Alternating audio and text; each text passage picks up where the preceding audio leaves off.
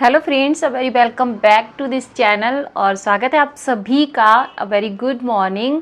और आज मैं जो बात करने वाली हूँ वो बहुत ही मोस्ट इम्पॉर्टेंट है। आप चाहे जितनी भी तैयारी कर लो और आप चाहे जितने भी अच्छे से पेपर दे के आ जाओ, लेकिन उसके बाद भी एक ऐसी चीज़ है जो कि आपका रिज़ल्ट रुकवा सकती है या फिर आप उससे फेल भी हो सकते हो।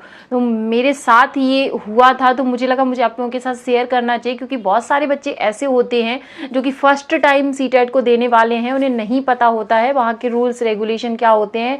तो उसमें हमें बस जब आप अपनी जो एंट्री करते हो, वो जो हमारे इनविजिटर होते हैं वो बोल भी देते हैं एंट्री को बहुत ही ध्यान से करना। उसके बावजूद भी हम लोग उतना ध्यान, क्योंकि हमारे में हर चीज़ हमें क्लियर नहीं होती है पहले से, तो मुझे लगा कि मुझे ये आपके साथ शेयर करना चाहिए, इसलिए मैं ये वीडियो बना रही हूँ।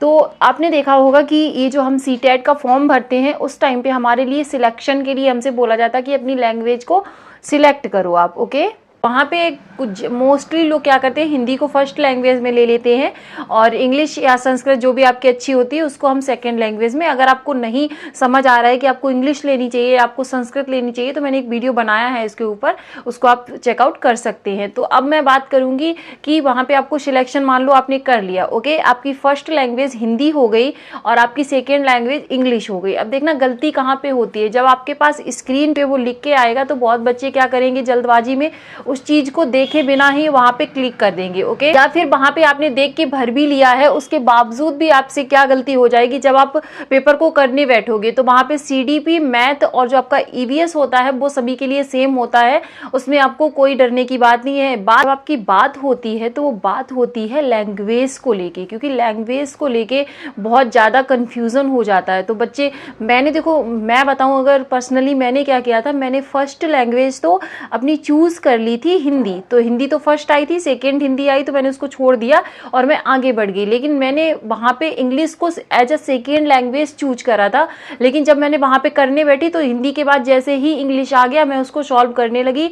और जब मैंने वहाँ पे पूरे के पूरे 30 क्वेश्चन को सॉल्व कर दिया, उसके बाद मुझे रियलाइज हुआ है कि जब मैंने आगे पेपर को देखा तो मुझे लगा अरे यार ये क्या हो गया, यहाँ पे तो मेरा छूट गया है। मतलब यानी कि जो मुझे करना चाहिए था सेकेंड लैंग्वेज में इंग्लिश में, वो तो पूरा पेपर ही छूट गया। मैंने क्या कर दिया, जो फर्स्ट इंग्लिश लैंग्वेज जिन्होंने सिलेक्ट करी होगी उनके लिए जो थी उसको मैंने सॉल्व कर दिया। तो ये बहुत बड़ी गलती होती है, मोस्टली बच्चे इसमें कंफ्यूज हो जाते हैं। तो मुझे लगा कि मुझे आप लोगों के साथ शेयर करना चाहिए इसको, इसलिए मैंने कहा चलो आपको बता देती हूँ।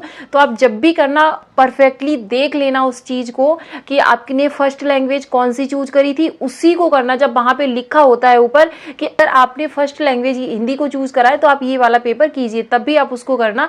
इसको थोड़ा सा ध्यान रखिएगा। और क्योंकि क्या होता है कि बच्चे 140 प्लस 130 प्लस बहुत अच्छे स्कोर करते, बहुत अच्छे मार्क्स लेके आते हैं, उसके बाद भी बहुत से बच्चों का, लाखों बच्चों का रिजल्ट रुक जाता है इस चक्कर में।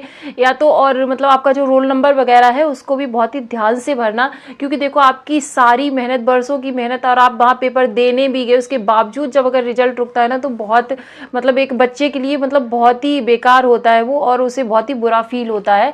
तो इसलिए आप ये छोटी छोटी चीज़ों का ध्यान रख के अपने स्कोर में और अपने पेपर को बहुत ही अच्छे से दीजिएगा। और all the best for your paper. और हम लोग मिलके पढ़ाई कर रहे हैं। अगर अभी तक आपने चैनल को सब्सक्राइब नहीं किया है तो कर लीजिए, क्योंकि वहाँ पे मैं आपको प्रीवियस ईयर करा रही हूँ, वो भी डायरेक्ट आपको एनआईसी की वेबसाइट से, ताकि आपको पता चल जाए कि क्वेश्चन किस तरीके से आता है। और मेरा जो मोस्ट इंपॉर्टेंट फोकस रहता है वो इस चीज पे रहता है कि आप बस क्वेश्चन को पढ़ना सीखो, आप ये सीख जाओ कि वहां पे क्वेश्चन में पूछा क्या गया है। ओके, मुझे लगा ये मुझे आप लोगों के साथ शेयर करना चाहिए। और आपकी अगर और भी कोई क्वेरी है तो आप मुझे कमेंट सेक्शन में पूछ सकते हो। और मिलती हूँ फिर एक नेक्स्ट वीडियो में, तब तक के लिए आप सभी का धन्यवाद दिल से जुड़े रहने के लिए। अपना ध्यान रखिएगा और अपनी पढ़ाई को करते रहिएगा। All the best, thank you.